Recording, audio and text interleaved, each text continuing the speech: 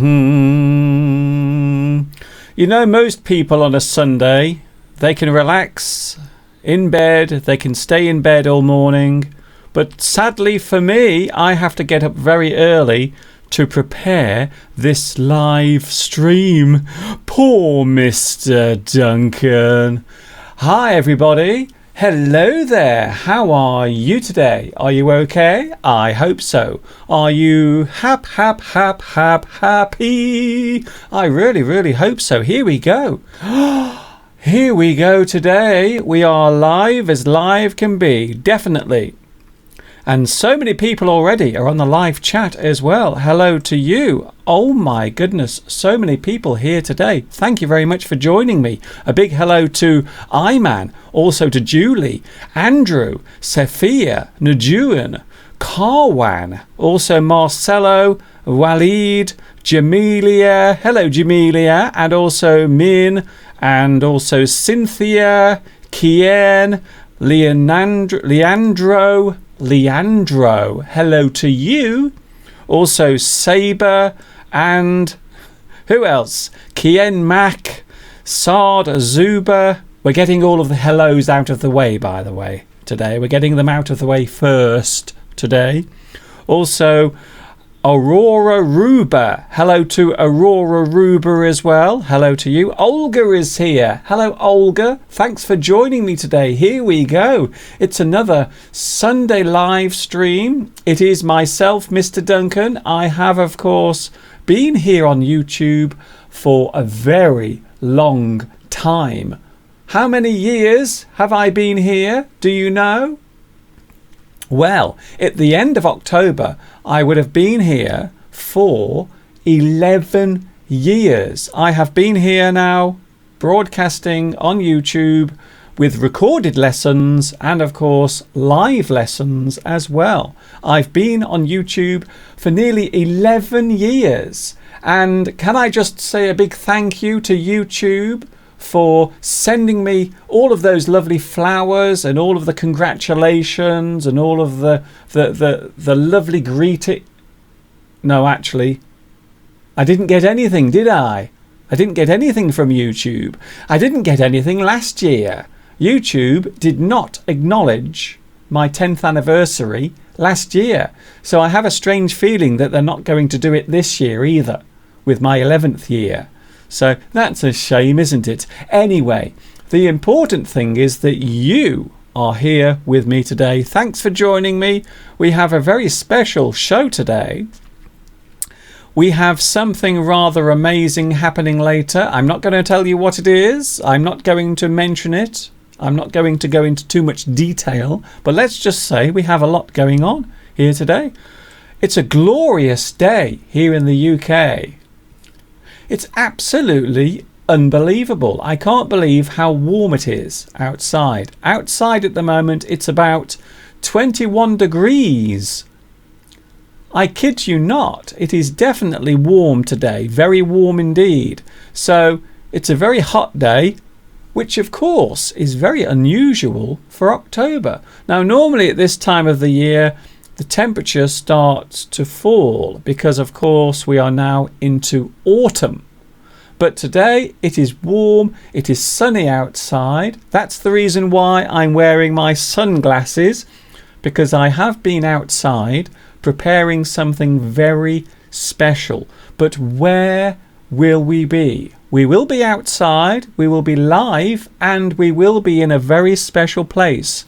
And of course, Mr. Steve will be there as well. We have, of course, Mr. Steve coming your way. Something I haven't realised, or something I've forgotten about, is the fact that I can't see very well when I'm wearing my sunglasses. So please, just let me change my sunglasses, because I can't see a thing. It's very hard to operate the equipment. That's better. I can see you all now. In fact, suddenly everything is very bright. I might put my sunglasses back on. So as I said, Mr. Steve is here. Steve is here at 3 o'clock today. But I will also be with Mr. Steve outside in a very unusual place. That's all I'm saying for now. So join us later on, or stick with us through till 3 o'clock when Mr. Steve arrives. And of course, I will be here today for 2 hours in total. What are we going to do for the whole 2 hours? I have no idea, but it's going to be a very busy day. We went for a lovely walk yesterday. Mr. Steve and myself, we went for a lovely walk. Here it is. This is the walk that we went on yesterday, a lovely autumn walk through Much Wenlock. And as you can see, the trees are starting to turn green and many of the leaves are falling. But this particular walk is one of my most favourite walks. It's a beautiful area to walk along, especially on an autumn day. So there it is. We went for a lovely walk. Let's start walking, shall we? We are strolling along on an autumn day, looking at all the lovely sights. So there it is. The autumn leaves are now falling and everything is looking very scenic. I don't know about you, but I love autumn so much. I think autumn is such a magical time of year. Of course, I like summer as well. Summer is quite nice. I like summer because during summer it's hot and sunny. In fact, we are having a very hot and sunny day today. I have no idea why. Perhaps it has something to do with global warming. Do you think so? Maybe it has something to do with the fact that the earth is getting warmer and maybe the weather will start getting more dramatic during the autumn and winter season. Who knows? So lots of people on the live chat. Oh, of course, it is October, isn't it? Which of course means that at the end of this month, besides my 11th anniversary, something else is also happening. Do you know what it is? You can see over the road, you can see some pumpkins. Can you see the pumpkins? Now this gives you a clue as to what is happening later this month. But what is it? What is happening later this month? Do you know what it is? Do you know what particular event is on the way? Luciano says, is it Halloween, Mr. Duncan? You are right. Yes, Halloween is on its way at the end of October, and there you can see some pumpkins. I actually filmed this yesterday during my lovely autumn walk. So this particular shot was taken yesterday in Much Wenlock town centre, right in the square. I must admit, I have never eaten pumpkins. I've never tried to eat a pumpkin. I know you can make pumpkins into a pie. You can have pumpkin pie. But to be honest with you, I've never tried to eat pumpkins ever. Tomek also says, Mr. Duncan, it's Halloween at the end of the month. Yes, you are right. That is the reason why the pumpkins are on sale. The other reason why I've never eaten pumpkins is because I don't like the smell. Am I the only person? Is it just me? Am I the only person who doesn't like the smell of pumpkins? It's very pungent. Pumpkins smell very pungent. I don't like it at all. Mr. Duncan, I'm very surprised when I see your live stream, says Njuan Kwong. Why are you so surprised? I don't know why you're surprised, because I'm here every Sunday. So you can catch me live on YouTube every single Sunday. What's the problem? Why are you so surprised? I'm here every Sunday. So I'm here this Sunday, I'm here next Sunday, and also the Sunday after. In fact, I might be here every Sunday until the end of time. Wouldn't that be nice? A sad story to tell you now. I actually injured myself today. Can you see that? I've actually hurt myself whilst preparing for today's live stream. Can you see that? Look at that terrible scratch on my arm. Do you want to see how I did that? This is how I scratched my arm. I actually caught my arm on one of these rose thorns. So this particular thorn, the one you can see now in the picture, scratched my arm this morning. And there was blood everywhere. I was bleeding. For a moment I thought I would have to call an ambulance, but fortunately the bleeding stopped. But there it was. So that's the cause of my big horrible scratch on my arm. Can you see it? Look at that. So look at the things that I do to teach English to you. I'm actually getting injured now. I'm injuring myself just so you can learn English. Look at that. I've cut myself. I'm cut. Oh dear. Do you go trick-or-treating during Halloween? Do I do it? No, I'm not a child. I think trick-or-treating is for children, not for adults, to be honest. Wow, so many people are joining me today on the live chat. Thank you very much. We have Xi Jing. Mr. Duncan, I thought Halloween is a kind of US festival. No, we do celebrate Halloween here as well in the UK. In fact, many countries around the world have started celebrating Halloween. But I suppose, if I was honest, I suppose it is celebrated more in the United States. But we do celebrate it here as well. We kind of do lots of special things. Children will dress up as scary characters and they will walk around the streets, and normally they will knock on the door or knock on the doors of the houses nearby, and they will ask for something nice, and if they don't get something nice they will play a trick. So that's why we call it trick or treat. Have you ever made a jack-o'-lantern? Jack-o'-lantern. So that's the thing that you make out of a pumpkin. You make little eyes and a mouth, and normally you put a candle inside. I've never made one myself because I don't like the smell of pumpkins. I think pumpkins smell horrible. They're quite disgusting. So no, I'm not a big fan of pumpkins. I'm just thinking of all the fun we're going to have later on today. Look, I injured myself. I am actually injured. I could have lost all of my blood. I could have bled to death preparing today's live English lesson. Look at that. I've actually hurt myself. I want my mummy to come and kiss it better, just like when I was a child.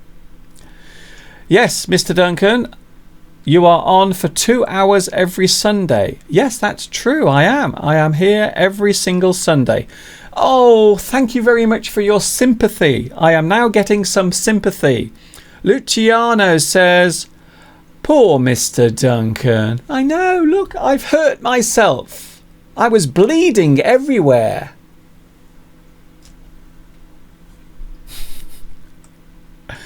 Mr. Duncan, I like your videos. Thank you, Nab Siba, for your lovely greeting.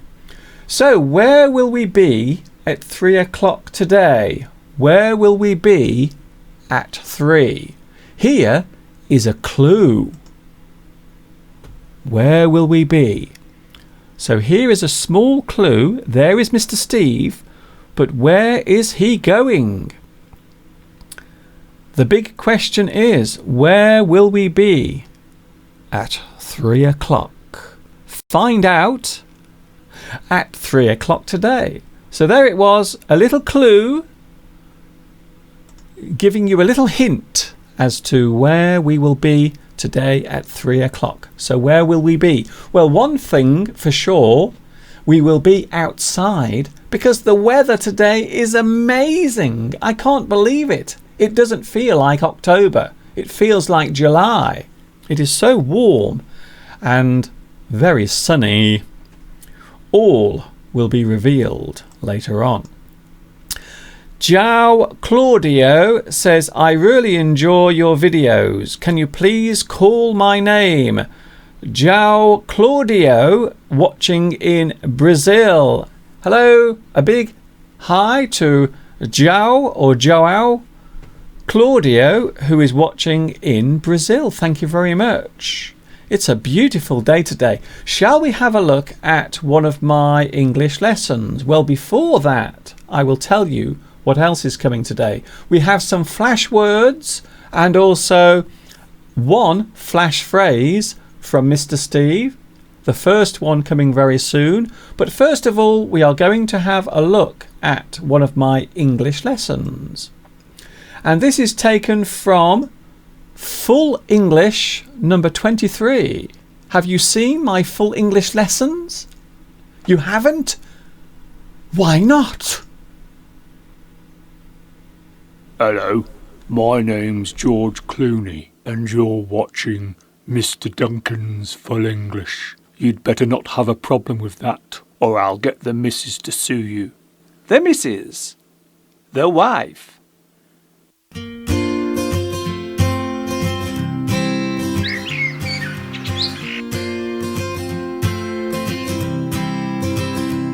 They say that eating fruit is good for you. There are so many different types of fruit to choose from. However, for me, my favourite fruit has to be the mango. Its sweet aromatic juice contained within that soft and succulent flesh is irresistible to me. I first started eating mangoes regularly whilst I was living in China. The mangoes there grow in the southern region, which has a warm climate. A perfect place for them to grow. Sadly, here in England, the climate is not suitable for mango plantations. They have to be imported from warmer climes. This particular mango has come all the way from Ivory Coast in northwest Africa. Mangoes are available in most supermarkets here, although their quality can vary. This particular mango is nice and ripe. It is ready to be eaten. If you want to know how ripe a mango is, just give it a squeeze. I can tell that this mango is perfectly ripe and is ready to be eaten.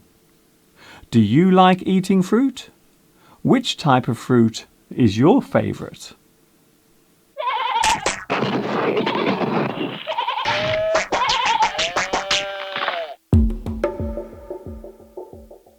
Can you see the pink flower behind me? It is called a rhododendron.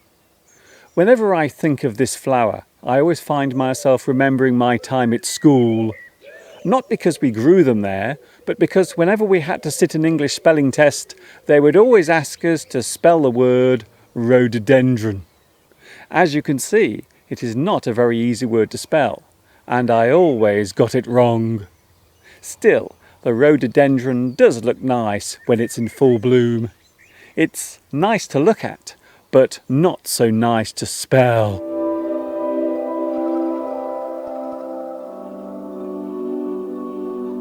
Here is another lovely plant. However, unlike the rhododendron, this one is still growing. I've put in this particular plant for two reasons. First, it has a lovely appearance, and second, it has a special name that caught my eye. For those who don't recognise it, this is a Sonora cardunculus. I like the fact that dunk is in the name.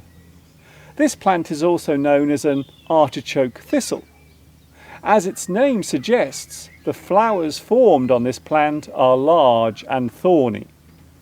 The main flower itself is a majestic purple. I really can't wait to see this plant come into bloom. Not least of all because bees, butterflies and birds are attracted to this plant.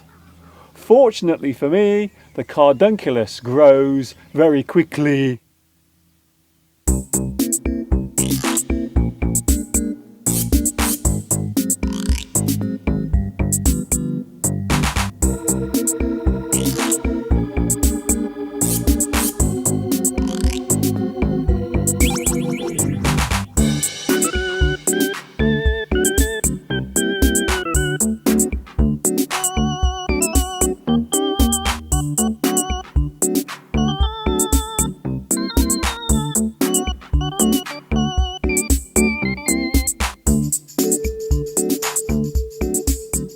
Mr. Duncan, what are you doing? I'm watching this pot. I'm waiting for the water inside it to boil. But why? Haven't you got anything better to do? I want to see the pretty bubbles in the water as it comes to the boil. You bonehead. Haven't you heard of that well-known proverb? Which proverb do you mean? Many a mickle makes a muckle?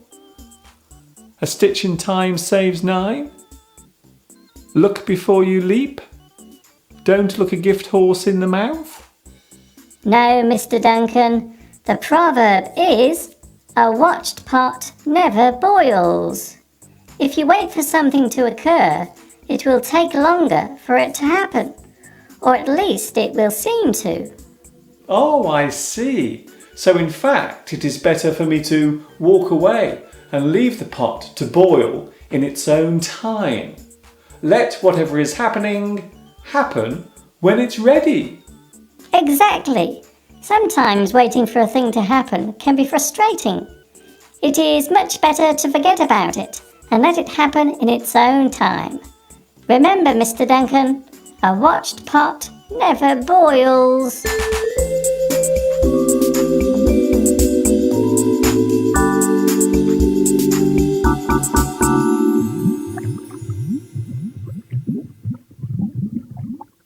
Squeeze! Squeeze! Squeeze! No matter how much I squeeze this tube of toothpaste, nothing will come out.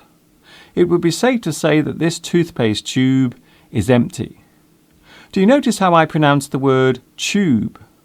The first part of the word sounds like chair. It is common in British English to pronounce the TU sound as ch. Other words include tune, tutor, tuber. There are, of course, exceptions to this. The word tunnel is still pronounced with the hard T sound. In American English, the hard T is often used in most words beginning with TU. Words such as tube, tune, tutor, tuber are all pronounced with the hard T. This is one good example of the subtle differences that exist between American and British English pronunciation.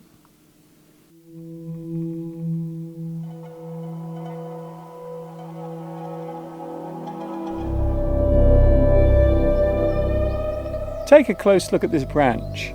Can you see what's happened here? It looks as if it's been pecked at by something. Well, it has. These marks were made by a woodpecker, a great spotted woodpecker to be precise. This branch has been adopted as a feeding area by the bird. It picks nuts from the nearby bird feeder and brings them to this point, where it places the peanut into a small hole so as to make it easier to peck at. The spectacle of a woodpecker feeding this closely is nice to watch. However, over time, this feeding routine will irreparably damage the tree. The branch will eventually die as the bird digs deeper and deeper into it. So, there is an upside to this. in that I get to view something that is very unusual in my garden, while the downside is that my lovely damson tree will end up being severely damaged. I don't blame the woodpecker. After all, it's got to eat.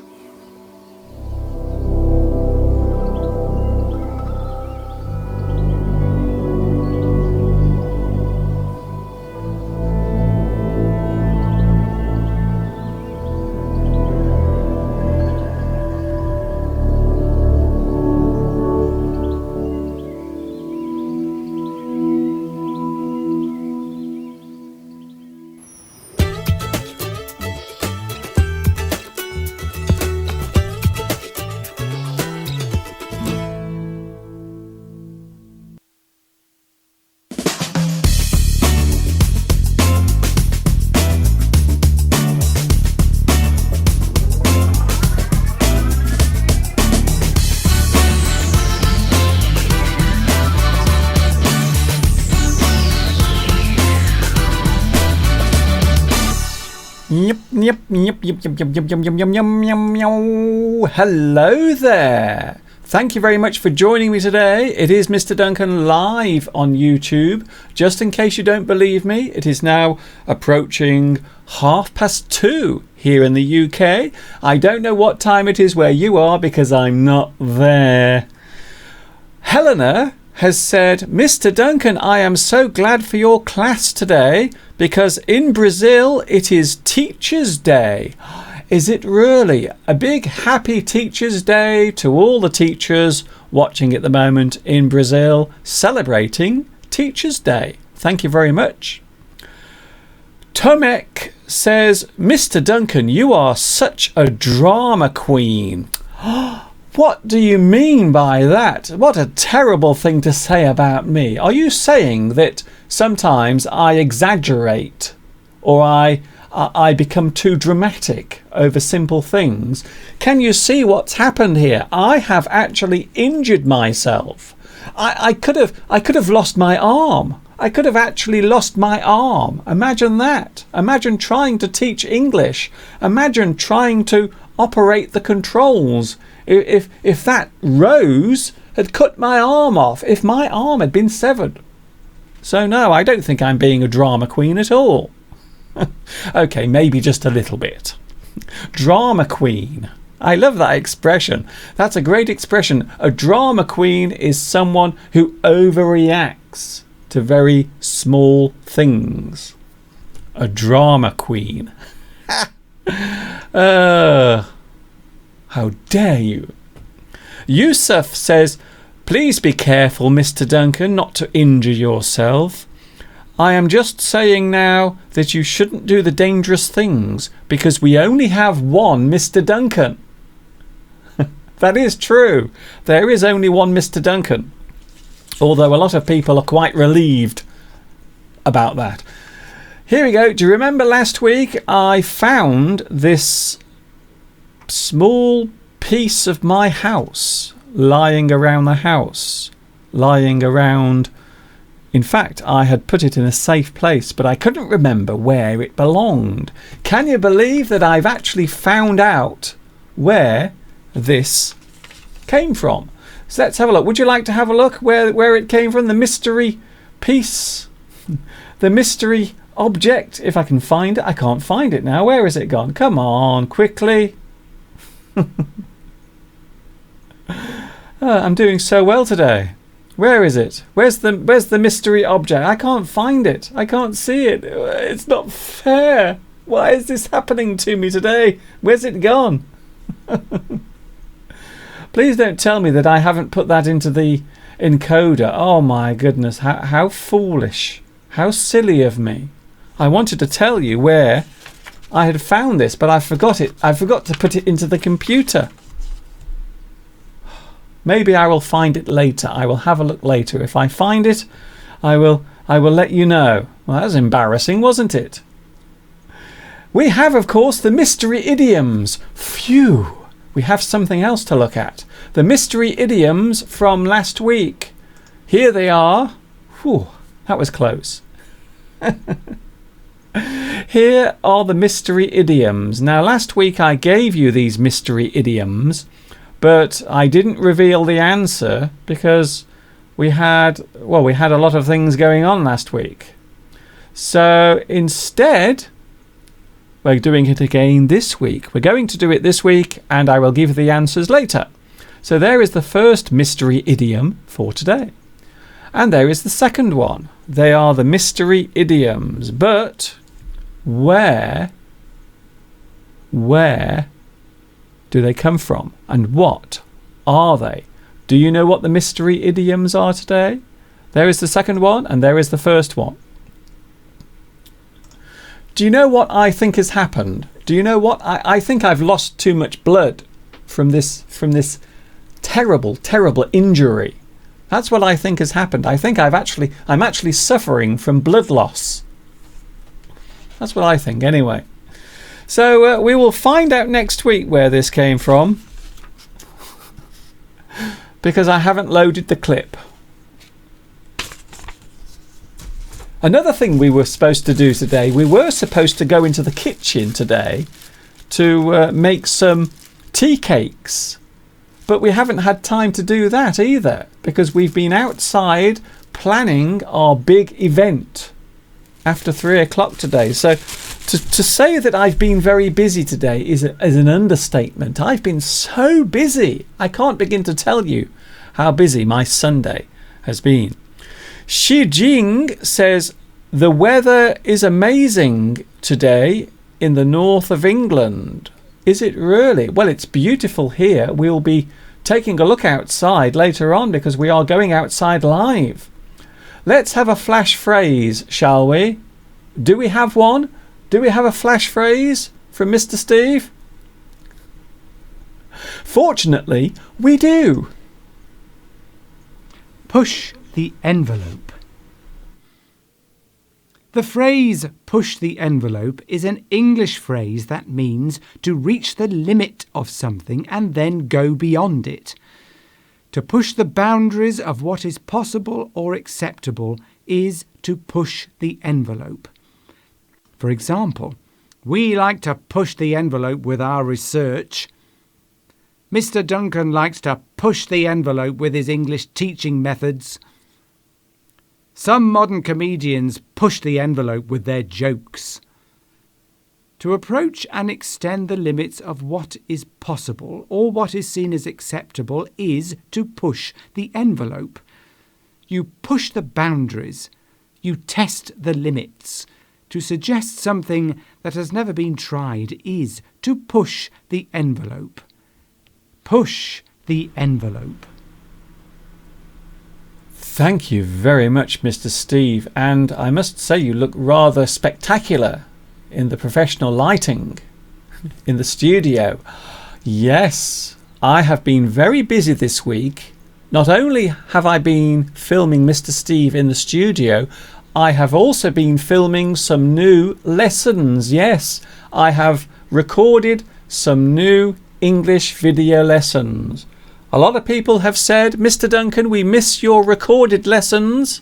So next week, I think it will be on Tuesday, I am going to publish a new English lesson. I'm not joking. So it won't be a live lesson. It will be an English lesson all about one particular subject to do with the English language. That is coming on Tuesday. Yes, I bet you're surprised by that. I think so. A few people have asked to see the Sleeping Bull. Who remembers the Sleeping Bull from a few weeks ago? In fact, 3 months ago, I showed you the Sleeping Bull.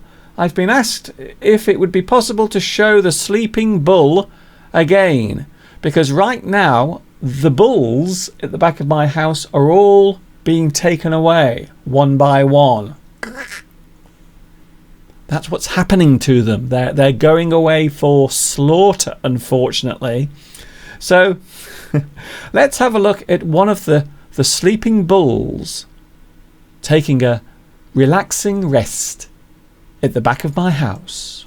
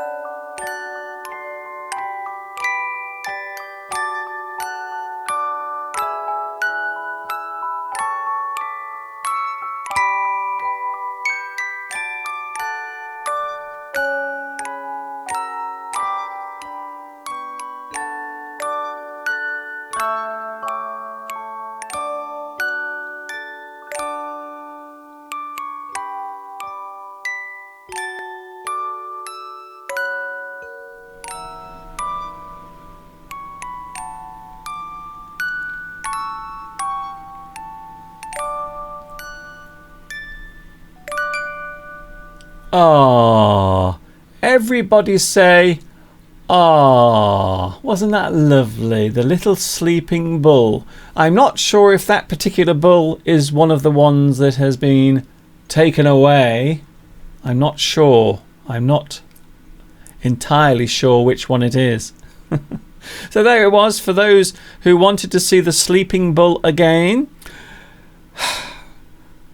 Xi Jing seems to be enjoying the sunny weather today. I hope you are having a lovely day where you are in the UK. Eugene says, Mr. Duncan, I think at 3 o'clock you will be on the roof. Well, you will just have to wait and see. You'll just have to wait and find out where I am. And of course, Mr. Steve will be here as well today. Jamelia, I'm so happy to attend the live stream. I couldn't possibly do it last Sunday because I had a very hectic week. Well, Jamelia, I'm very pleased to see that you are here today. Mystery idioms. For those who missed them, here they are again. Two well-known phrases in English. You have to guess what they are. Just look at the pictures and say what you see. And the second one, I think the second one is very easy, to be honest. I think that one is quite easy. And the first one again. But what are they? And I do promise today I will give you the answers. Last week I did show those particular mystery idioms, but I didn't give you the answers last week. But this week I will, I promise. I'm very sure I will. I'm about 75% sure that I will give you the answers today. Live chat is very busy. Uma Farouk is here. Hi, Mr. Duncan. Hi, Uma. Thanks for joining me today. Hi from Somalia. Kamaluddin Omar is watching today. Mr. Duncan, what is your hometown? Where do you live? At the moment, I am living in a place called Much Wenlock, which is in a place called Shropshire. Shropshire. So Much Wenlock is the town in which I live at the moment. A very beautiful, scenic place, as you will find out later. Marta is here. Hello, Marta. Hello, Mr. Duncan from the Baltic Sea. Last week was raining cats and dogs, but now the sun is out. Oh, I see. So in the Baltics, you are having a nice day. And also here in the UK, we are having a beautiful day as well. It really is turning out quite nice. Pinit is here.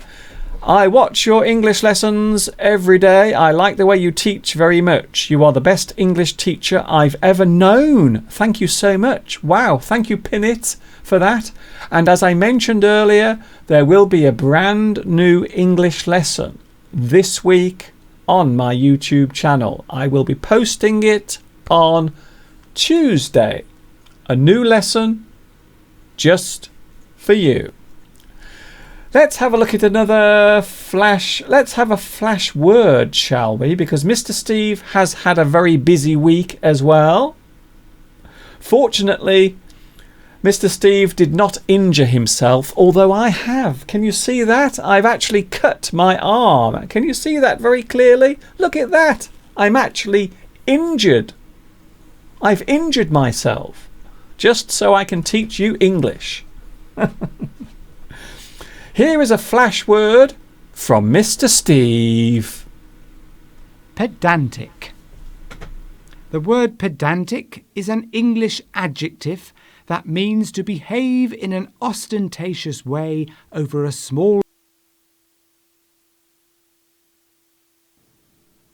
Pedantic.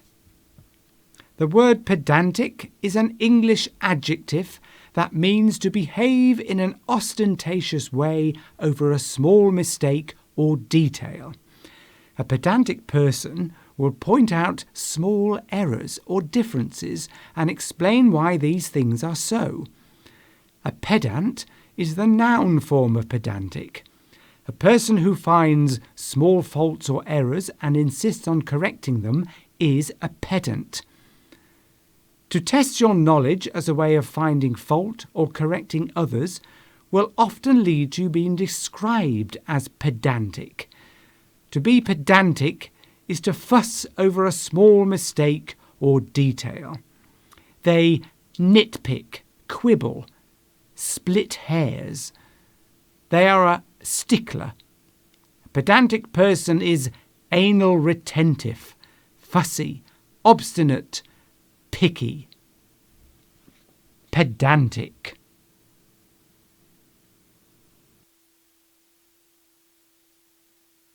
Thank you very much, Mr. Steve. That was lovely. And guess what? Can you believe it? We have found the mystery piece of my house. I was just very busy there trying to get that sorted out. There it is, the mystery piece of my house. And that is where it belongs. Look at that. That is where it lives. It is part of the guttering. The guttering that allows all of the rainwater to safely flow away. So there it is. Shall we have a look at it again? There it is again. The mystery object that I found lying around my house. I didn't know where it belonged, but today I managed to put the piece where it belonged. So there it is. That is where it belongs. It is part of the outside guttering. I am so glad that we managed to put that right. I'm so glad that I was able to finally show you where this belongs. I bet you're really pleased now that you were here to witness that moment of time.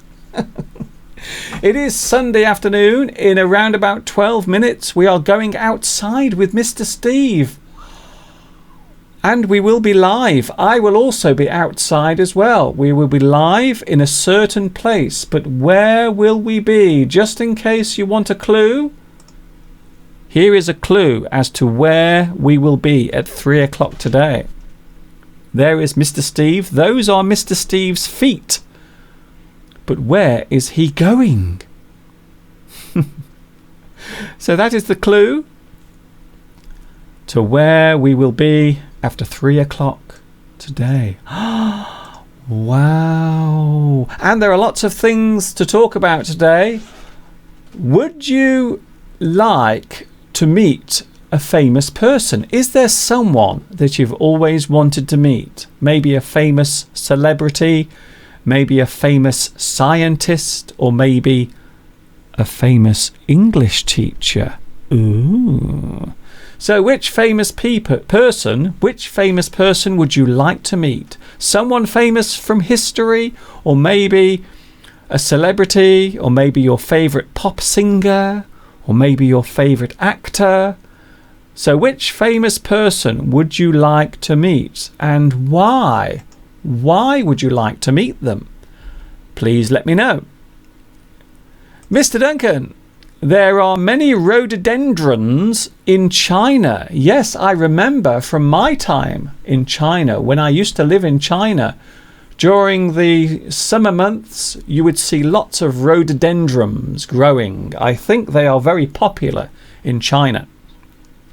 Rebecca is here. Hello, Rebecca. Rebecca was here and now she's disappeared. Where's Rebecca gone?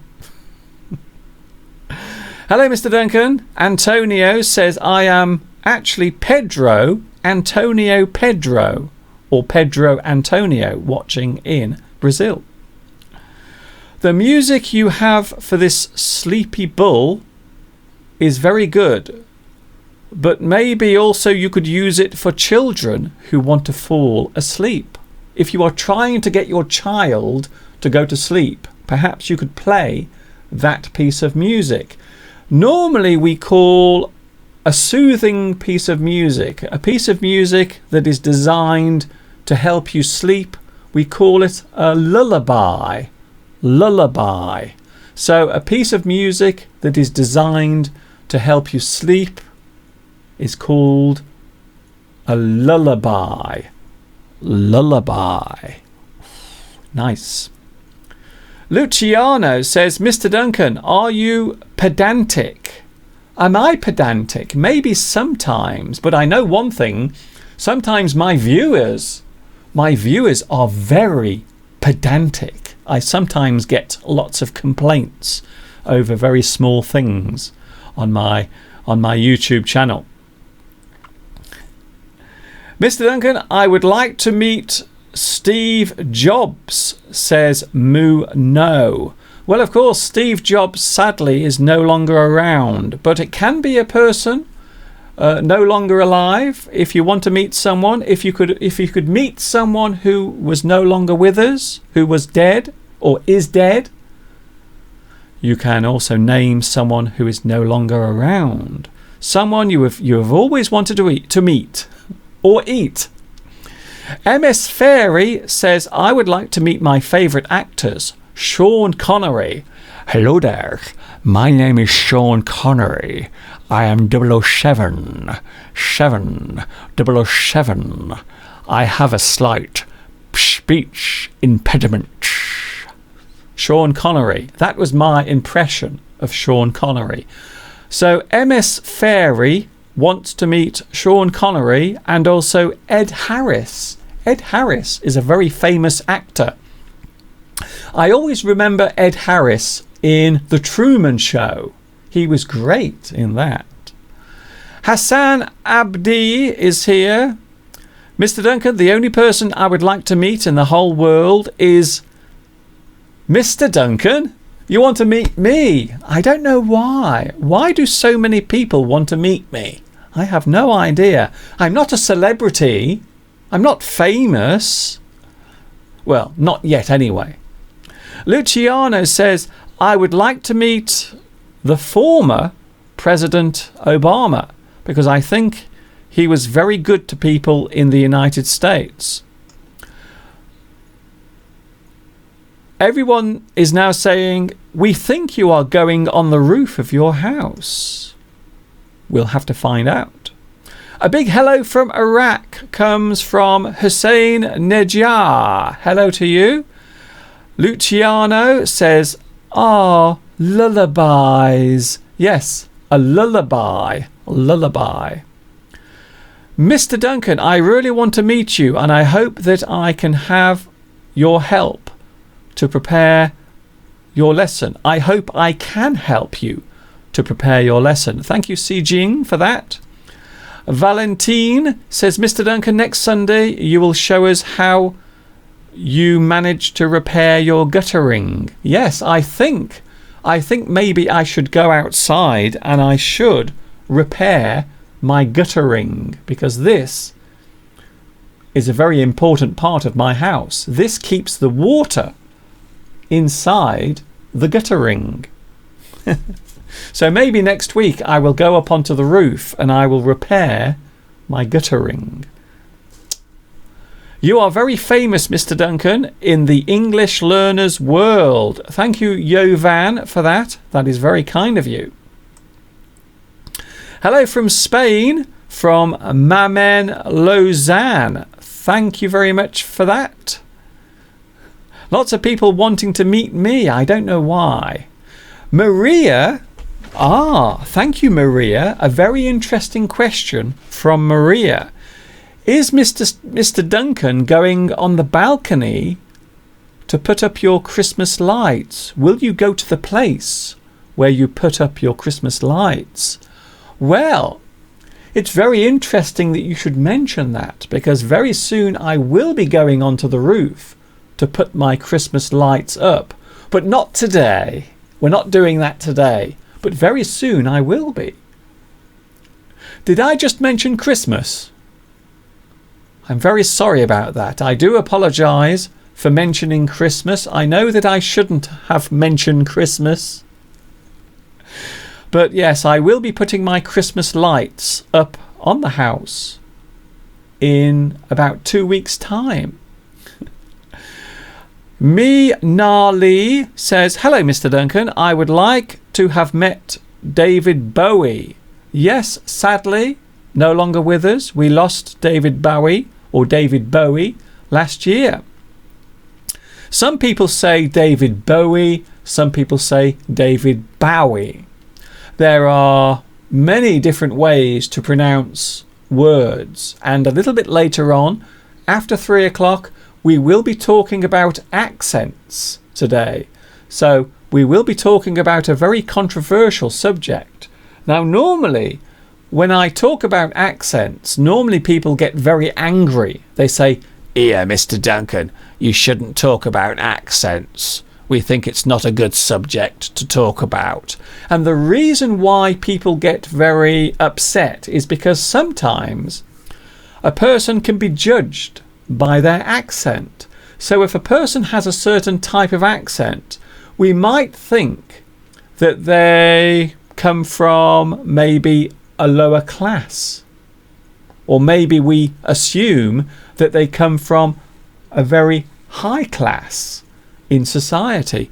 So I think the subject of accents sometimes can get people very upset and very angry. I think so. So sometimes the subject of accents can be a little controversial, but we will be talking about accents with Mr. Steve a little bit later on. Talking of Mr. Steve, what does Mr. Steve do at the end of my live streams? Would you like to have a look? Have a lovely week, everyone, and I'll see you next week, Mr. Duncan. I will see you next week, Mr. Steve. What can I take with me? I've got to take something with me. Yes. This looks expensive. Oh, it is. I'm going to take this with me. It's mine. Bye. Bye, Mr. Steve.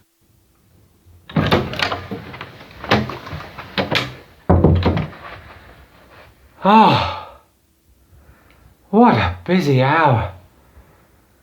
Oh, nowhere to sit. Oh, so tired. Oh.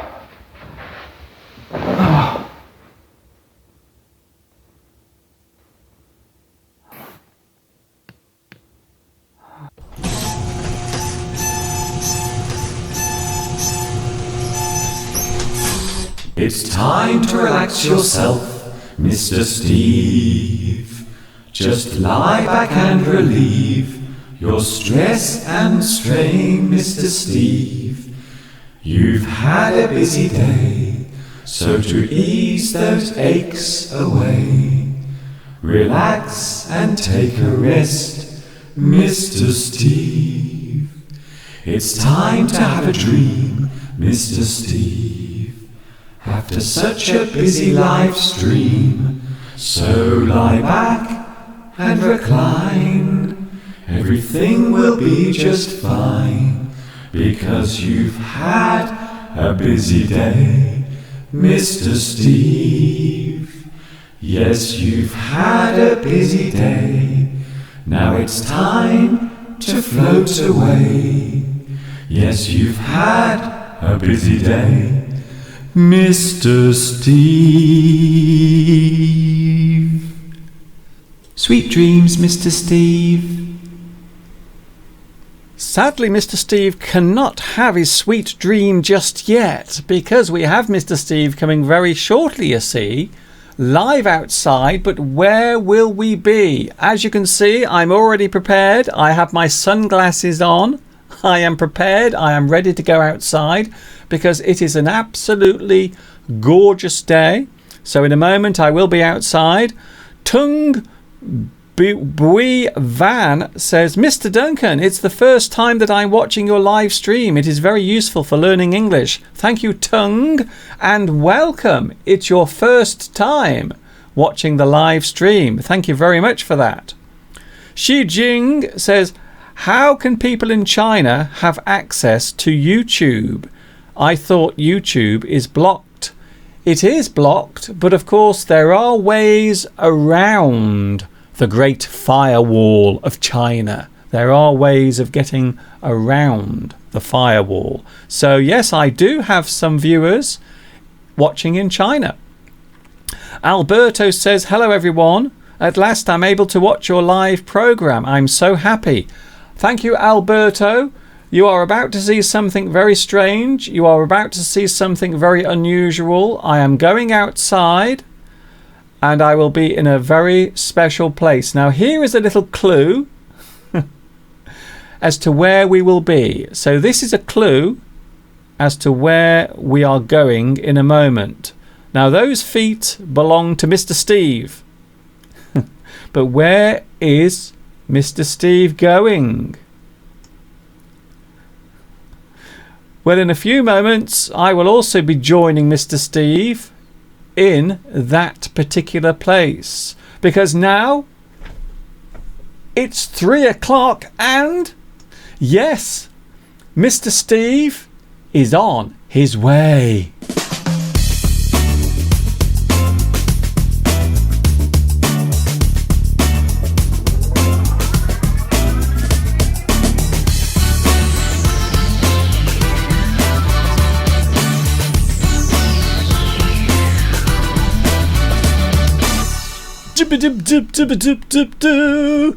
Oh my goodness. Can you feel the excitement? Just to show that this program is cutting edge. Cutting edge. Do you like that? Cutting edge. There it is. This is a cutting edge program because now we are going outside. Just live a ladder on the roof. And Mr. Duncan's going to make his way up here any second. It's now, Mr. of course, Steve. He's got to climb up a ladder. So I hope he makes it safely, because if I hear a strange sound like he's falling off the ladder, I'm going to have to do this show the last hour all by myself, and I don't know whether I'd want to do that. So let's hope Mr. Duncan gets up here safely and quickly so I can keep talking while he's coming up. Now there's lots of insects flying around outside. Do you like the view? Yes, we're up on the roof of Mr. Duncan's studio. And it's quite exciting, really, because we haven't done anything like this before. And we don't know whether it'll work or whether anyone can hear us or even see us. I can see myself in a little screen over there. But Mr. Duncan, where is he? He should be here. I thought he'd be here by now, but he seems to be taking quite some time. Perhaps he's putting some makeup on. I think he's putting some makeup on because he wants to look pretty outside in front of everybody. Now, as I said, we're outside, so anything, literally anything could happen. It's quite exciting. There's insects all around me, lots of ladybirds. They must be hibernating or trying to, but it's October here in the UK and it's warmer than it was in August. I'm quite hot. I've got a t-shirt on and a shirt, but I should have probably just been in shorts. Oh, whew, yes, it's very hot indeed, but we're going to keep going. I can hear Mr. Duncan now. He's coming up the steps, the ladder. He's climbing up. Be safe, Mr. Duncan. I don't want to do this show on my own, and I won't be able to rescue you because I'll have to carry on. The show must go on, even though you've possibly... Oh, here you are. Oh, he's looking very cool. Aren't you, Mr. Duncan? Hey, baby. What's going on here then? Well, we're up on the roof of on the flat roof of your studio. So how do I get on? I love the way pushing me off. I love the way Steve is shouting in my ear. It's great. Where do you want me to stand? This is going well so far. This is really going well. So here we go. We are now live on the roof of Mr. Duncan's studio. Where are you going? I don't know. Come here. Just stood. He's being so... You're not normally this shy. So here we go. We are now on the roof. I wasn't quite sure how this was going to go, how it was going to work out. But there's Mr. Steve, look, and there's Mr. Duncan. We're live on YouTube. And we are on the roof of the studio because today is such a beautiful day. It's beautiful. I can't believe it. It's October and we are out here. I'm in my t-shirt and it's so warm. I can't believe it. 21 degrees apparently. 21 degrees. That's impossible. It's October. I think it's all that global warming. Possibly. That's what I think. But is it man-made or is it natural? There's a controversial question. I don't know. What are we going to talk about today, Mr. Duncan? On your roof. I have no idea, but you can see it is live. Look, it's now coming up to 5 minutes past 3. There it is. Look, it is definitely live. And Mr. Steve, Mr. Duncan, we are here today. We're going to talk about something that can be a little bit controversial. Oh, yes. Something controversial. I don't know why. I was feeling today like I wanted to do something a little bit controversial. So, we're going to talk about accents. Accents? Accents. So, from your point of view, how would you describe an accent? Well, it's a way of pronouncing words or sentences that's particular to an individual or a group of people or even a country. So it's just a way of pronouncing words, different ways of pronouncing the consonants or the vowels, slightly different, that marks it out. But you can still always understand the English. So it doesn't matter where you are in the world. English is always English, as you often say. But the accents mean that there are enough changes that you can tell it's slightly different, but you can still understand what it's about. So you can get country accent, so you get a British accent or an American accent, or Australian, Caribbean accent, still English, but slightly different accents and ways of pronouncing the words. And then you can get, within different countries, you get a regional accent.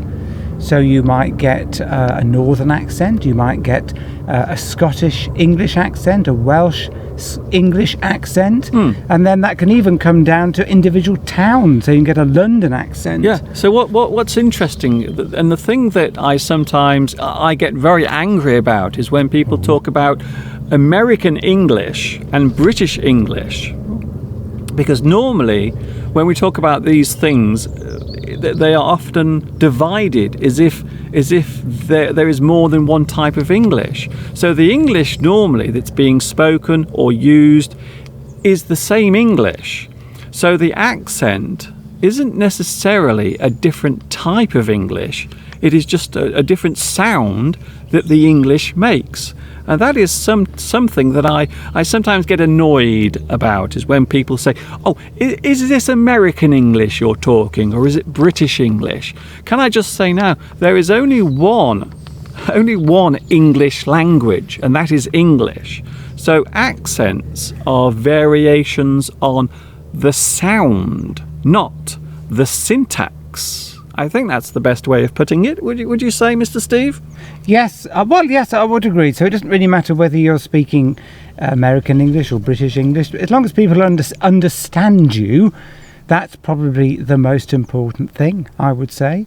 I mean, I've got friends that come from all different communities, all different parts of the country. Just as whoever's watching now, whatever country you're in, China, France, Russia, I'm sure you have individual accents, regional accents within your own country as well. And you can still understand what they're saying in the same language in different parts of the country. It's the same here. It's just, of course, English is a widely used sort of worldwide language, so you get even more variations because of that. Which is and it's very interesting. It's nice to try out different accents and try and speak in Australian. We won't do that today because I'm not very good at accents. I'll try an American accent or a Caribbean accent. Well, we're not actually talking about specific accents. By the way, we have ladybirds at the moment. Ladybirds everywhere. They are swarming all around here today. So no, we're not going to talk about the actual accent, the sound of them. We're just going to talk about certain variations of words in English. Yes. So we're talking about sometimes the way a word might be pronounced. So not the actual spelling of the word or the fact that there might be more than one type of English. There isn't more than one type of English. There is only one type of English, and that's English. So all of the variations are other things as well. We've got people walking by. No, it's okay. It's like, don't worry about people walking by. It's quite exciting. That's okay. It's Well, I said anything could happen. Anything is happening. That's good. Perhaps they'll come and join us. Shall we invite them? Perhaps they've got an accent that we'd like to listen to. Yes. Yes. Steve's now describing the thing that you can't see. There are people walking. Oh, behind us. It's quite exciting. It's very... So, we're going to talk about a particular word, the A word, aren't we? Yes. And how that can be pronounced. They are words that have the A letter. sound. Now, in certain accents, the A can be pronounced how? Like in the word past, for example, you can pronounce it with an A sound or an R sound. So you can say past, or you can say past. So the two sounds are actually R and A. So that is the letter A. A. R. So can you give us some examples, Mr. Steve? Here's some more here. I've got past, last, or past, and last. Dance, there's one. And quite often, if you, depending on how you're brought up, then you might pronounce it in a different way. If I say, for example, I'm going to the dance, or we went out last night dancing, people would say I had a bit of a posh accent, because a southern English accent. So if you want to sound posh in English, then say it with an R sound. So say dancing. In the past, I used to play the piano. Something like that. If you say, last night I went dancing, that immediately gives away in the UK that you probably come from a lower socio-economic group, shall we say. That's getting very controversial. What are you talking about? So, I'm sorry, can you just go over there for a second? I don't know. I was brought up poshly, so I pronounce my A's. Dance. You are making such a big mistake there, Mr. Steve. Now, so you are saying that an accent can define someone's social class. It can. I think it's wrong. I think you are definitely wrong there. I don't think it has any relevance. Sometimes, if a person is born in a place where there is a very strong accent, or where people say path instead of path, I don't think it means that you are any further down, or in fact any further up the social class, to be honest. It's just something that people perceive in this country. Snobbery and class is very important. So sometimes in certain jobs, if you've got the right accent or you pronounce words in certain ways, you might be perceived as coming from a posher background. Of course, that has, like for example, on the television and radio, you only had people that spoke with, you call it received pronunciation. Yes, there is such a thing as received pronunciation. Now, I suppose the simplest way of putting it is to say the Queen's English. Yes. So basically, the way in which the Queen speaks. Hello, my name is the Queen of England, and my accent is very precise. So it is very precise. It is received pronunciation. It is almost taught. So you are taught how to precisely speak English, received pronunciation. People used to think that I had received pronunciation until they heard Mr. Steve. And a lot of people now say that Mr. Steve sounds very posh and I sound very common. He's as common as muck. Is that what they say, is it? Who's saying this? Just people. Who, though? I want to know. Who? So I can go around and beat them up. I can. No, I think our accents are actually quite similar, although your accent depends on where you grow up and how your parents speak. And it doesn't stay fixed, of course. It changes over time. So they have noticed that even the Queen speaks quite differently now than she did when she was younger. We've got more insects flying in front of us. The one just flew in front of your lens then, Mr. Duncan. What were you going to say to that ladybird? I'm going to say, here, ladybird, stop bugging us. Did you see funny. That? Very funny. See, because it's an insect, and sometimes you can call an insect a bug. So if something is bugging you, it is annoying you. So today there are lots of insects flying around. Anything else to do with accents? I think I'm bugging you at the moment, no, Mr. Duncan. That's I feel as though you're pushing me off the lens. I don't. No, you might not believe it. You have more room there than you realise. keep feeling as though I've got to lean in. No, you don't have to lean in. Don't worry. It's a very wide lens on this camera, so don't worry. Here's another word that we often laugh about that we pronounce differently. Your tongue. I say tongue, but what do you say, Mr. Duncan? I say tongue. Tongue. Tongue. You see, that's different. See, to me, tongue is something that you use to pick up something with, a pair of tongs. Yes. But where Mr. Duncan comes from, in Staffordshire, particular county in sort of North Midlands area, they pronounce tongue as tong. So how do you pronounce tongue if you're going to pick something up with a pair of tongs? I still say tongue. So Ah. I stick out my tongue and I pick something up with a pair of tongs. So actually, Interesting. the pronunciation is the same. There we go. So we've covered that one. And how I speak more poshly than you because I elongate my R vowels, A's in my words, and I say path and bath. I think it would be fair to say that over the years, though, Steve, a serious point is that I think I have slightly refined my accent over the years since I started teaching. So I've been teaching now for around 14 years. Can you believe it? So over 14 years I've been teaching, and in that time I think I have slightly refined the way in which I speak, because you have to make it clear. There is no point standing in a classroom and speaking to the class and then... Class. There you go. I would say class. So you would say class. I would stand in front of the class. And I would stand in front of the class. Common. But there is no point standing in front of the class and having your students not understand what you're saying. So sometimes you have to speak clearly, you have to speak precisely, and sometimes you have to speak slowly. It's not all the time, but sometimes you do, especially when you're teaching English. So I think it's very important to make sure that your students can understand what you are saying. But just to recap, accents vary. You can have lots of American accents. So even though people assume that American English is very different from British English, within American English, or within America itself, and by that I mean the United States of America, there are lots of different accents. As you travel around the country, you will hear lots of different types of accent being spoken. And just the same here in the UK. If you come to the UK and you go to London, you will hear lots of people speaking a certain type of English, Cockney. All right, here, how's your father?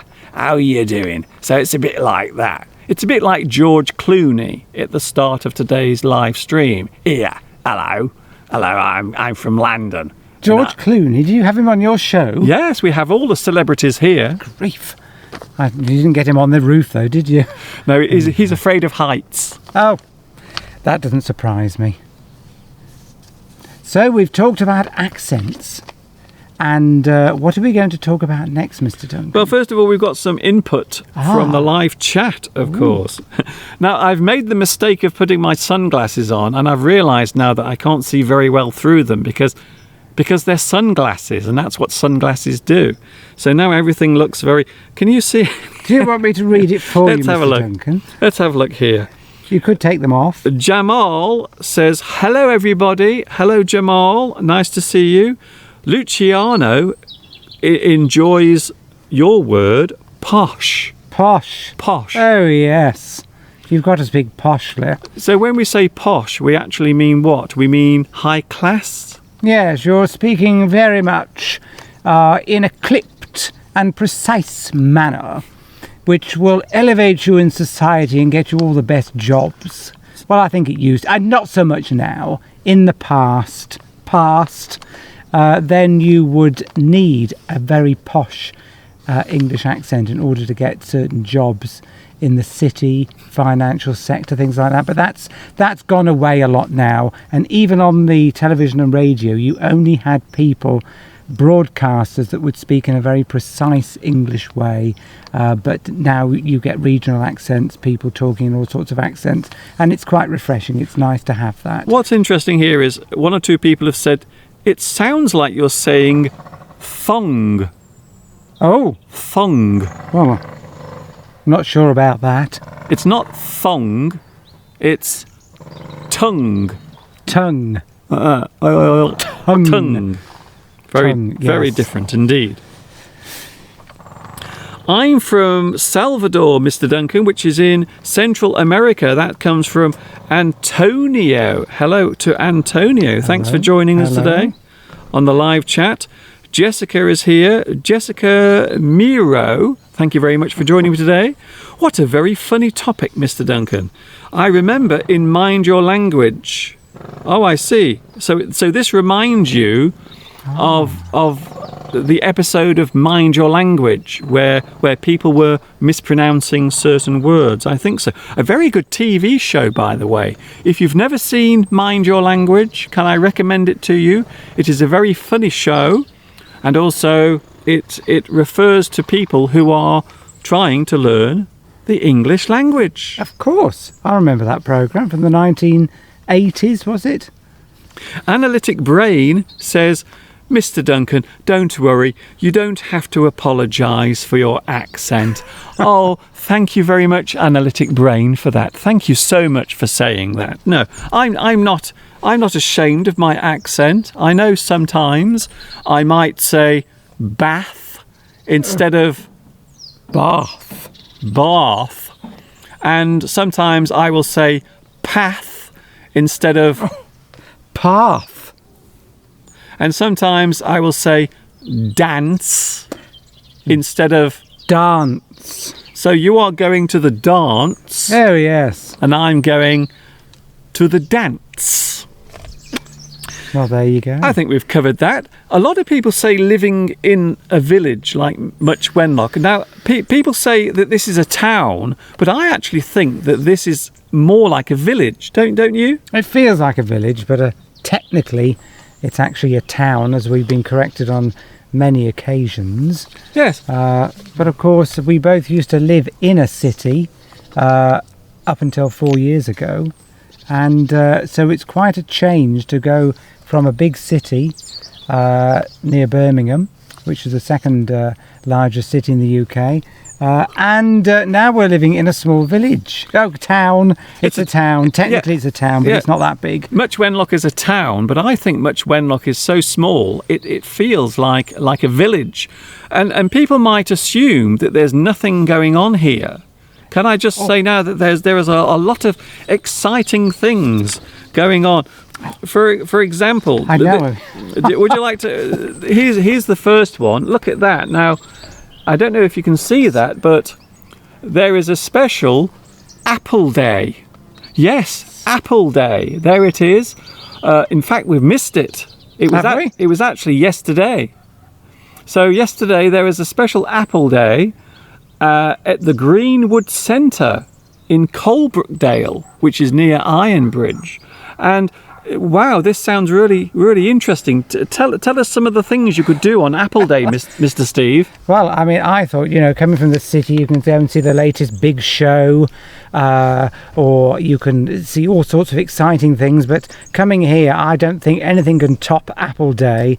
What does it say here? Well, you've got to bring good condition apples with you. You need to bring your own apples, first of all. So if you were going yesterday to Apple Day, you had to bring your own apples. Bring your own apples. Not everyone has apples. By the way, it costs you money to get in, £3, although children and senior citizens only have to pay £2. You would think that Apple Day would be free, wouldn't you? Yes, and look because then it would be more appealing. Oh, Mr. Duncan, you're full of jokes today. That's a joke. But look what you can do. You can use the 1-ton screw twin community apple press. So, where is that? That's here. There it is. Let's just see if I can get that onto the camera. Yes.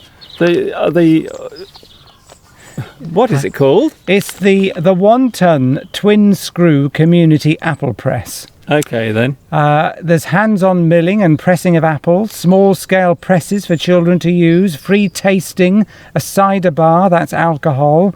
They've got a hog roast, I didn't notice that. When you say cider, what are you talking about? Cider, that's when you turn apples into an alcoholic drink. Wow. So it's like booze. It's like beer, really, So it's made from apples. if you press the apples, you get the juice, and then you can turn the apple juice into alcohol, and we call it cider. Cider. I used to drink a lot of that when I was a student. It's many very years popular. ago. Very popular with farmers. According to this, it's a wonderful day out for all the family, and if you've got no apples, come along anyway and buy some fresh apple juice. Oh, that's good. So, Yes. so even if you had no apples, You could to come along anyway. You could go along anyway and just watch other people's apples being squashed and turned into apple juice.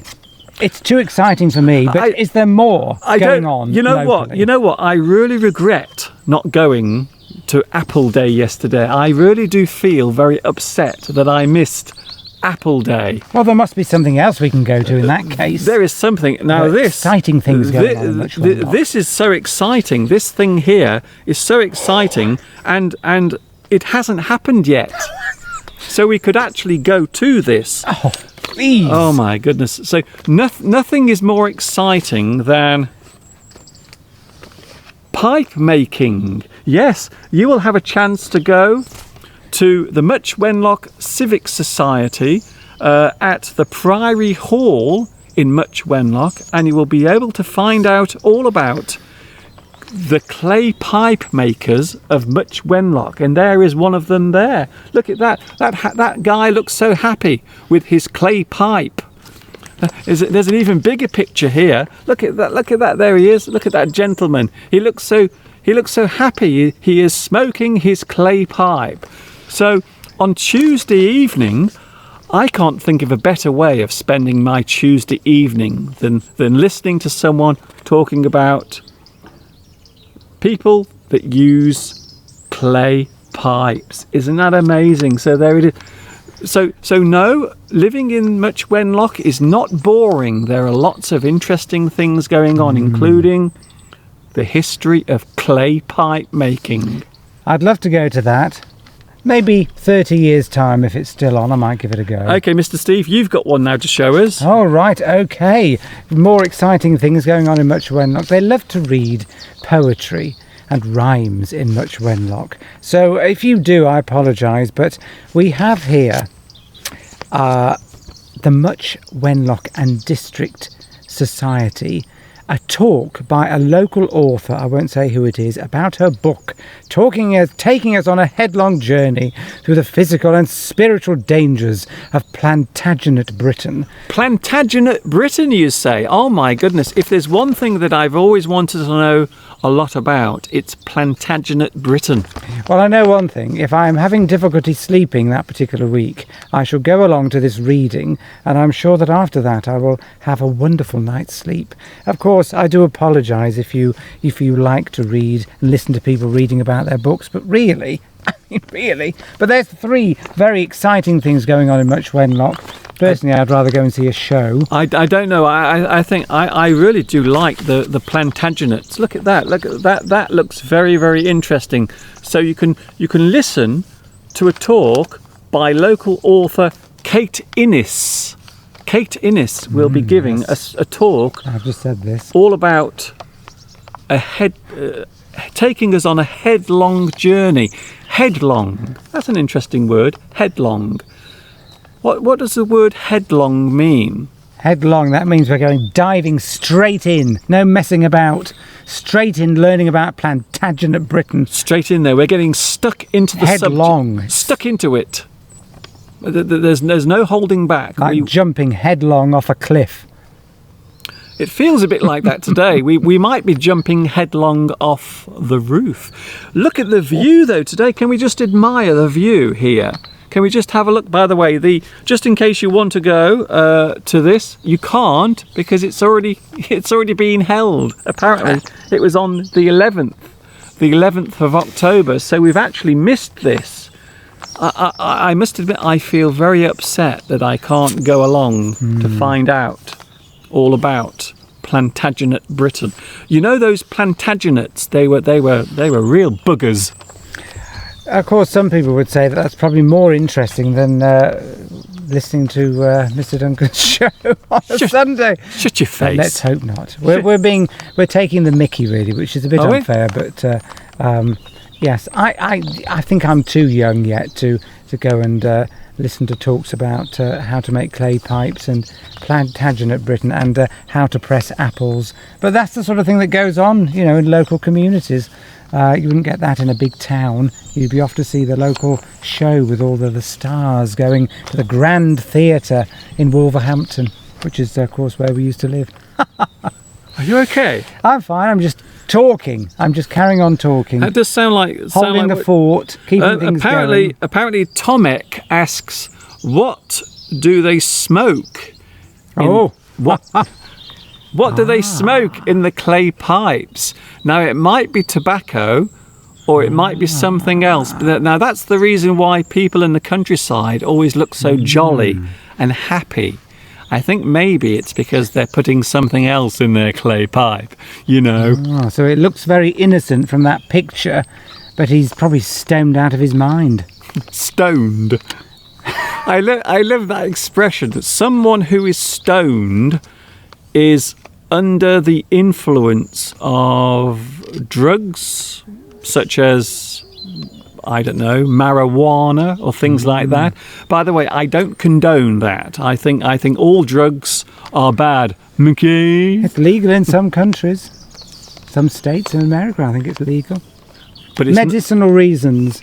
But it's not here in the UK.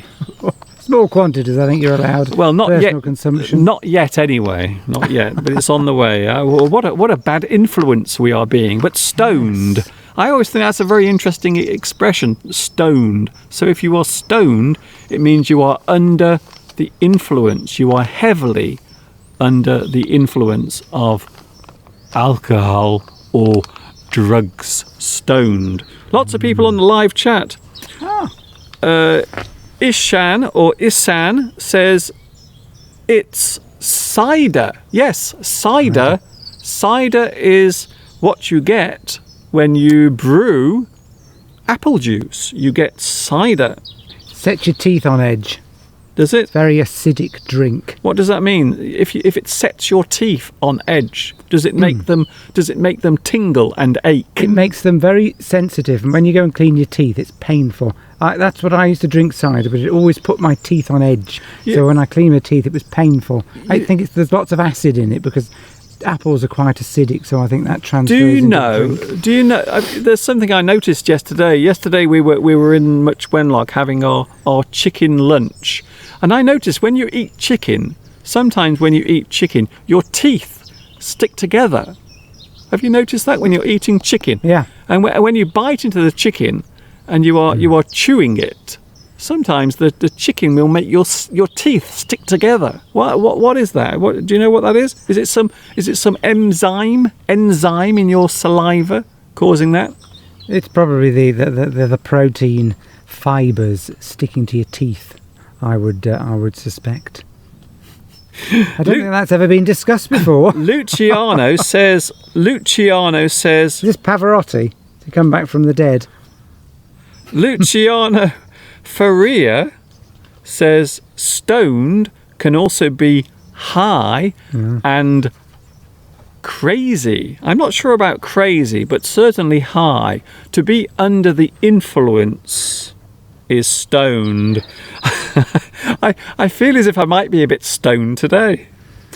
Up on the roof. We are on the roof of the studio today. If you've just joined us, this is Live English, something very different today. We are actually on the roof because the weather is so nice, isn't it? I was just checking that someone hasn't called the police, wondering what's going on. I think the neighbours are... But the neighbours don't care because they're used to it. They're used to seeing me walking around talking to myself into a camera, so it doesn't really matter. Lena is going now. Oh, Lena. Bye-bye. Don't go. Lena has something more important. Surely not. There can't be something more important than this, You've surely. Never been so insulted. I'm insulted. I don't know about you, Mr. Steve. I'm very insulted. Come back next week. We'll look forward to seeing you then.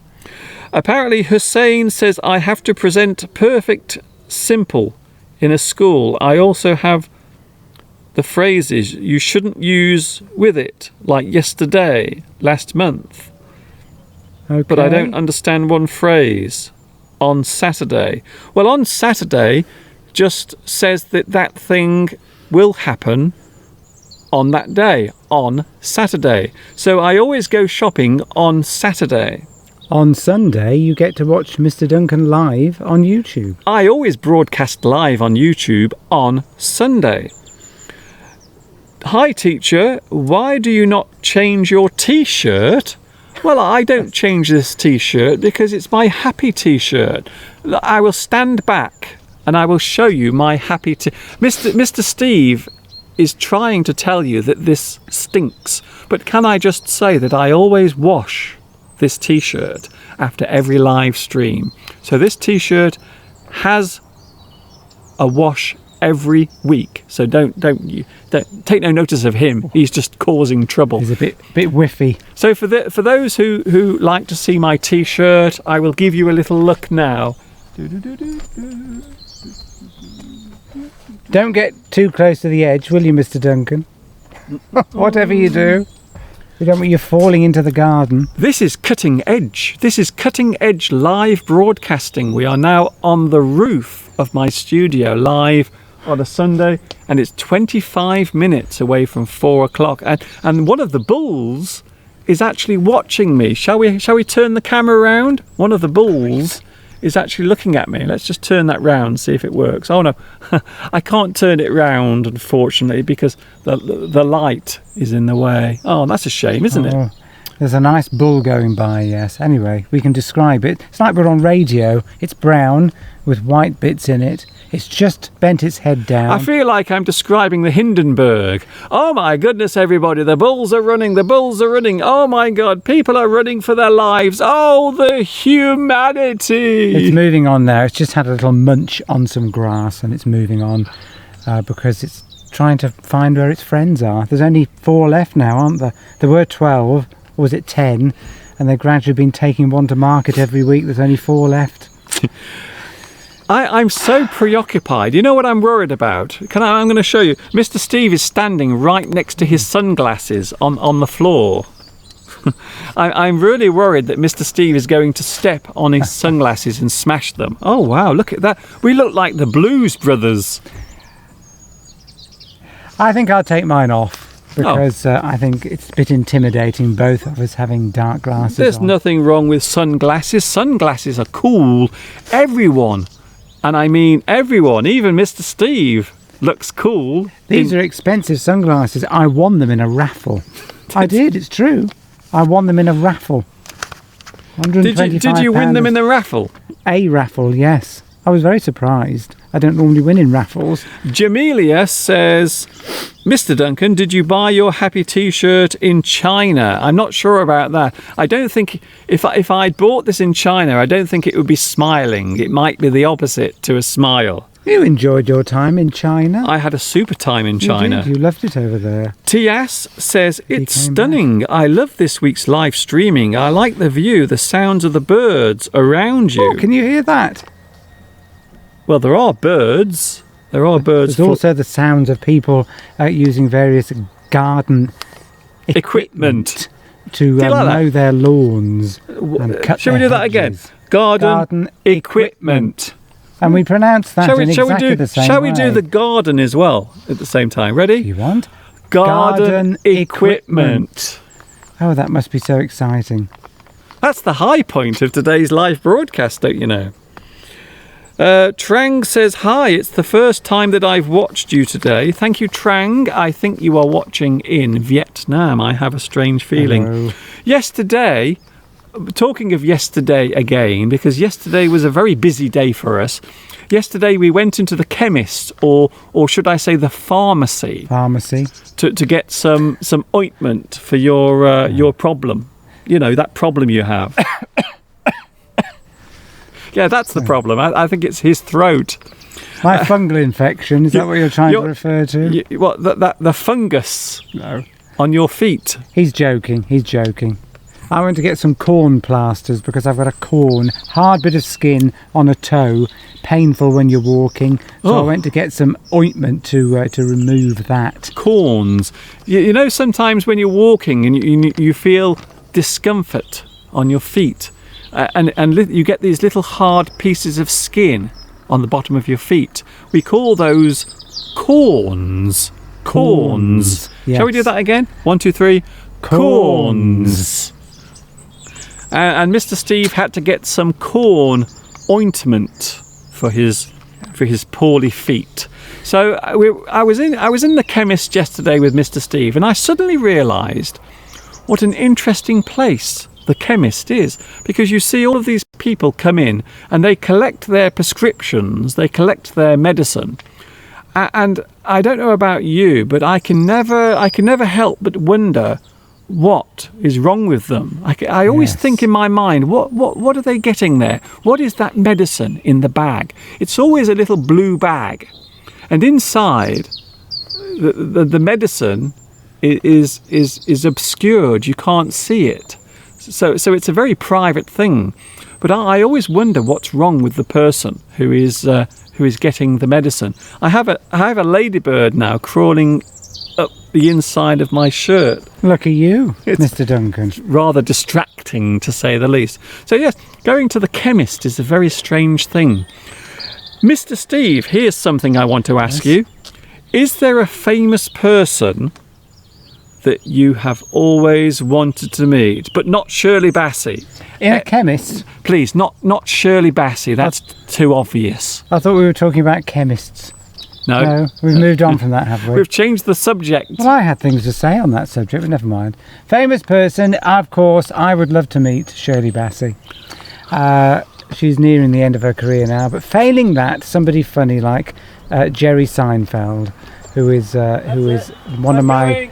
I'm jumping off. I think he's a wonderful comedian in America, and I could watch him in any show, and he's been in lots of shows. Of course, Seinfeld, if anyone watches that one, wasn't that popular over here in the UK, but I think around the world it's very, very popular. So I would love to meet him. He's a very interesting person, and I think we could have lots of laughs and jokes, and maybe I could persuade him to come on your show. Jerry Seinfeld. Yes, Yes. Jerry Seinfeld, a very famous stand-up comedian. What's the deal with peanuts on a plane? Why do they give you peanuts on a plane? I don't know why. I don't know why they give you peanuts on a plane. I would imagine it's very cheap. Peanuts are very cheap to package and buy and sell. So I suppose that's the reason why they give you peanuts. I think the reason why they give you peanuts on an aeroplane is just to distract you as the plane is taking off and in going up into the clouds. So I think that the peanuts are just there to distract you. I mean, while you're choking on the peanuts, then you're forgetting the fact that you're trundling along a runway at hundreds of miles an hour and about to soar into the sky with Trundle or accelerating rapidly down a runway with no way back. I was going to say, I hope that we're not trundling, because trundling is going very slow. I hope it's Speeding. I hope it's thrusting, it's speeding along the runway, not trundling. Trundling is bad. It's funny when you're going on a runway, there's a point when you know there's no way back. Anyway, Mr. Duncan, what famous celebrity would you like to meet? If I could meet a famous celebrity, there are Apart from yourself, of course. Well, I'm not a celebrity. I don't count. But if I could meet a famous person, I think that there are a couple of people I would like to meet. One is one of my idols, David Letterman.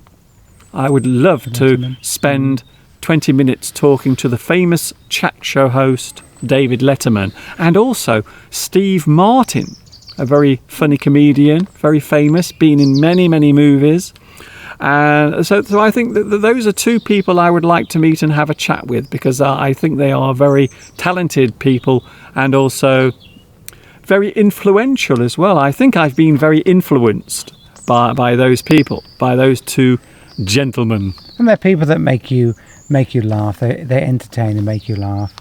And I don't think I'd like to meet any politicians or industrialists, but I think comedians, actresses, actors, I don't think I'd like to meet any of those. But if Shirley Bassey, definitely. Goldfinger. It's always about Shirley Bassey with Steve. Everything, any question. You ask him any question, the answer is always Shirley Bassey. So can you sing a famous Shirley Bassey song? Goldfinger. Oh. That'll do. I have a feeling that the council tax around here is going to drop dramatically over the next few months because of all of this going on. We have some new neighbours. They must be wondering what the heck is happening. Oh, they're moving. They're moving. They're moving away already. We've already scared. We've already scared the new neighbours away. We're all right, really. I'll come back. Oh, they've gone. Luciano says David Letterman is very funny when he throws his pencil into the crowd. Yes, he likes to throw his pencil at the camera. Of course, he's retired now. So now he doesn't present the chat show. He stopped doing it. Perhaps you could do that. Throw pencils around. Sometimes I feel like throwing something far sharper than a pencil. I'm actually on the camera. I always think I'm you not are. on. You are definitely on the camera. Don't worry. I can't Where do you think? Where do you think you are? Well, I can't see the screen. You can. Yes, that's it. Well, that's why I'm standing on this side. You see. So David Letterman is very funny. Mr. Duncan, I want to listen to my name. Can I hear my name being read out? Okay then. Ishra Jokhio. Ishra Jokhio. Shall we do that together? No. 1, 2, 3. Ishya. Well, let me have a look. You could be pronouncing it completely Yes, incorrectly. I'm definitely pronouncing it right. Ishya. What language is it? Isra Jokhio. There it is. Yeah, there. that's okay. My eyesight isn't good enough to be able to read the small print on Mr. Duncan's phone. We're still being invaded by ladybirds. There's lots of different varieties. Some are black and red. Some are red with black spots. I have a feeling Steve isn't focusing today on what we're doing. So here we go. We want to do... So Ishra Jokhio. Where is it on there? There. I keep pointing. Okay. He's not. I can't read it. Steve is not focused today. He's thinking of It's my eyes that aren't focused. I think Steve is thinking about maybe one of two things: cars or Shirley Bassey. I think so. Ishra Jokhio. Ishra Jokhio. I'm just copying you, but it could be completely wrong. We're going to do it together now. 1, 2, 3. Ishra Jokhio. There you go. Is that right or not? Tell us. That's it. Please tell us if we've got it right. And was it done with a posh accent or a common accent? Francisco says, I love you guys. Thank you very much for that. We are broadcasting live. It is now... it is actually just after 3:45. Yes. In fact, it's coming up to 10 minutes away from 4 o'clock.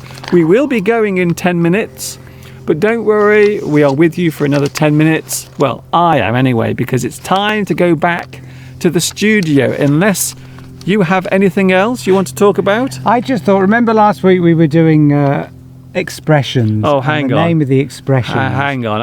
I think Mr. Steve is about to do something to me. No, I'm not.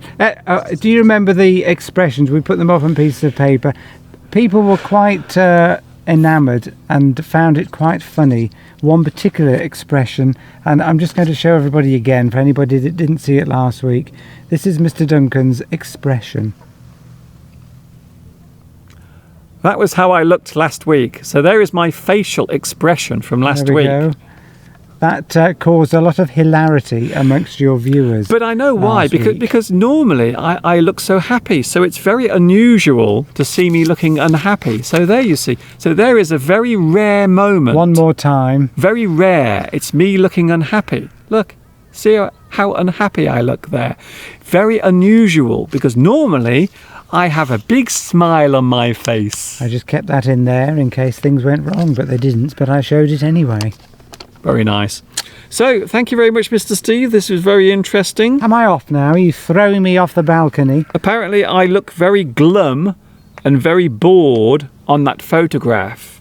At least I hope it's the photograph you're talking about and not this. So we will see you next week, Mr. Steve. You're throwing me off. I'm going down to the studio now because I have to carry on with today's live stream. We have mystery idioms. We also have another flash word from Mr. Steve recorded in the studio. And maybe if we have time, I will chase Mr. Steve around the garden with a spade.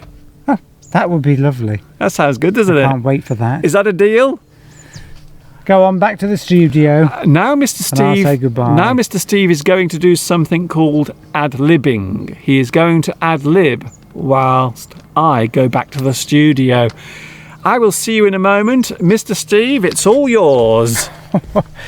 Well, Mr. Duncan said I was going to ad-lib, but in fact I'm not going to do that. I'm just going to disappear off the camera. Now, let's think, how long will it take Mr. Duncan to get down the ladder back to his studio?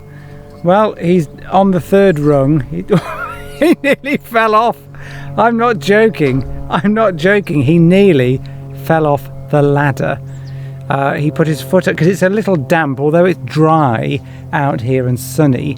There's a lot of moisture on the grass, and I think he must have transferred some of that on to the rungs of the ladder, and he nearly fell off, which meant I would have had to carry on for another 10 minutes. But anyway, I can hear him trotting back now. He's going to take his shoes off. I'm going to allow him time, maybe to have a glass of water, mop his brow a bit, because he gets very hot and sweaty when he's doing these shows. So let's assume he's just walking back through the studio door, and he's about to sit down, and he's going to suddenly cut me off. So before he does that, I'm going to say bye-bye for now, and hopefully see you all next week. So I'll leave you with a view which will look very different in a month's time, because it'll probably be snowing or raining. Bye. Bye-bye.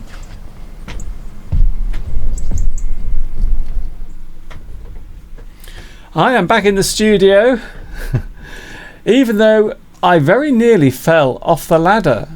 Did Mr. Steve tell you what just happened? As I climbed over the side to get onto the ladder, I actually slipped, and I had to grab very quickly at the ladder because I nearly fell off. I actually nearly fell off the ladder. So not only have I scratched myself today, look, there is the injury on my arm, I also nearly fell off the ladder. That would have been a very interesting moment of time. You would have heard a scream as I fell to the ground. Lots of people saying goodbye. Thank you for the ad-lib. That's a great word, actually, ad-lib. Let me just quickly write that down. Ad-lib. There it is. Ad-lib. If you ad-lib, it means you make something up as you go along. You ad-lib. You do something off the top of your head without any preparation. You ad-lib. So I must admit, I think Mr. Steve did a very good job of ad-libbing. Shall we have a look at a little bit of one of my Ask Mr. Duncan lessons? Here is an excerpt from one of my Ask Mr. Duncan lessons. This is taken from Ask Mr. Duncan number 30.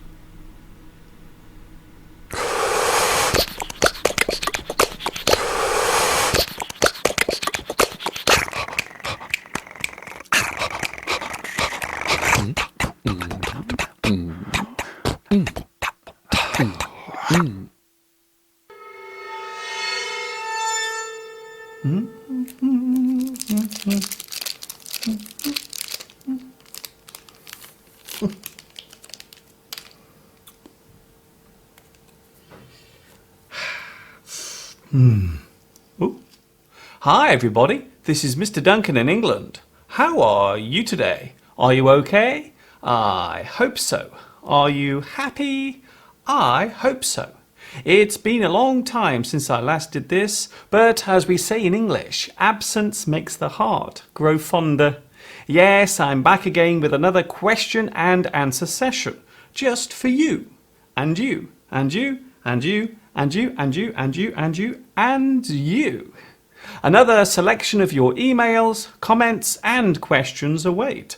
So without any more digressing, let's have our first question for today. What is the difference between on time and in time? This question was sent in by Sergey, who lives in Latvia. The difference between on time and in time is well defined. We use on time to show that something has happened or occurred at the time it should have. The bus was on time. I was on time for my job interview. I hope you will arrive at my house on time. When we say in time, we are expressing something that occurred within the time limit or deadline. The event happened before it was too late. I did not miss my bus because I got to the bus stop in time. This means that I arrived at the bus stop before the bus came. I got there in time. I was within the time limit. It is worth noting that there is no off time. The opposite of on time is late. How can I speak English if I only learn to read and write in it? This question comes from Emmanuel Stanislaus, who lives in Tanzania. Believe it or not, this is a very common situation. When English is being taught, there is normally an order in which the language is presented. Usually the first stage is to teach the students how to read English words. Then they are taught how to write using the language. Quite often the writing and reading is taught within the same period of time. Students will be asked to read books and copy from the blackboard. As time goes by, the students should be able to attain a fairly clear understanding of basic English word definitions and grammar. However, when it comes to actually speaking English, there may be problems. You must first get used to speaking out loud and listening to the sound of your own voice. The biggest problem facing you will be building your confidence. Speaking a new language takes time and patience. It is often seen as the final part of learning any second language, especially in schools. This is the reason why video lessons such as mine are so helpful to those learning English. The words on the screen and the sound of my voice give a clear reference, allowing those watching to learn as they repeatedly play the videos again and again.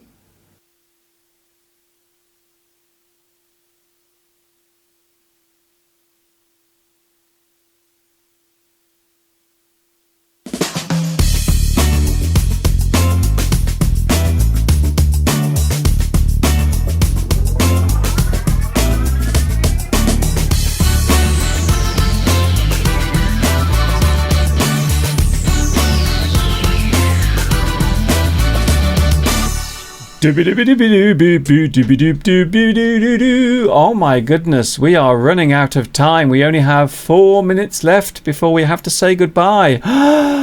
Wow. Thank you for your lovely comments today concerning our little live stream above the studio.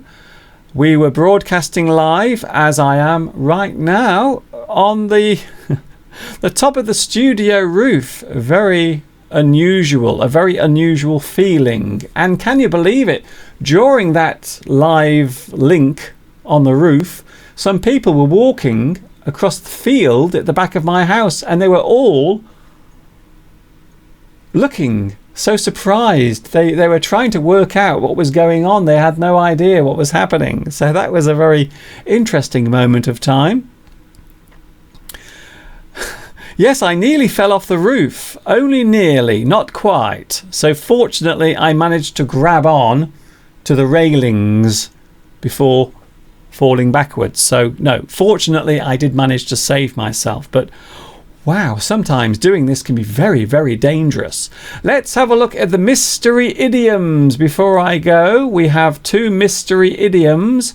And what I asked you to do was to tell me what they are. So here are the answers to today's mystery idioms.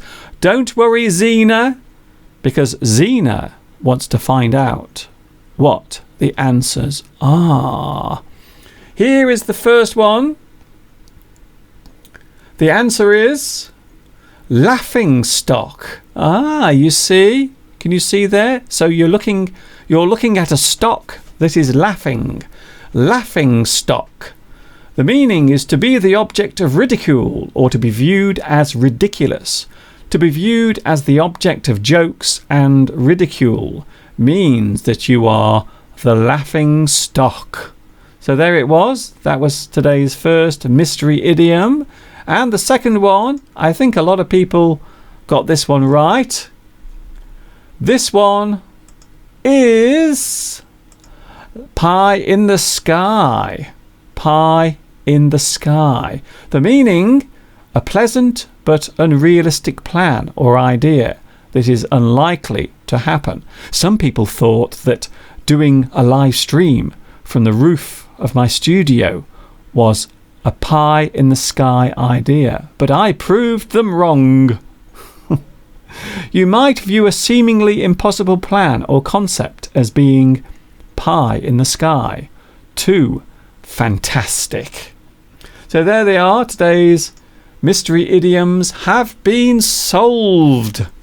Mr. Steve has now come down safely from the roof, for those who are wondering. So we are now both safe and sound. I will see you next week. It is 4 o'clock. We are coming up to 4 and it's time to say goodbye. The past 2 hours has gone by so quickly. I will be with you next week. Don't forget, I am with you every Sunday from 2 p.m. UK time. Every Sunday. And of course, all of my video lessons are here under this video, underneath. So all of the playlists are under this video. Under this video. Don't forget, there is a new English lesson coming your way on Tuesday. Yes, honestly, a new English lesson. Nujuan Loy says, I won't miss your show next time. Thank you, Nujuan. Thank you, Zena. Thank you, Maria, Rosa, Luciano, Eugene, Antonio. Thank you very much for your company. And I will see you next Sunday at 2 o'clock. And we will finish with another flash word from Mr. Steve. This is Mr. Duncan in England saying thank you very much for watching me, teaching you live. And of course, until next time, ta-ta for now. Dissimilar. The word dissimilar is an adjective that means not the same or unlike another thing. When comparing two things that share no similarity, we can say that they are dissimilar. For example, at first glance you can see that these statues are dissimilar. Dissimilarity is the noun that means two things are unalike. A general observation can point out the dissimilarity. We can say that two things are not dissimilar if they look the same or have the same appearance. My singing is not dissimilar to the cry of an injured cat. Synonyms of dissimilar: different, unalike, unrelated, unalike. Dissimilar.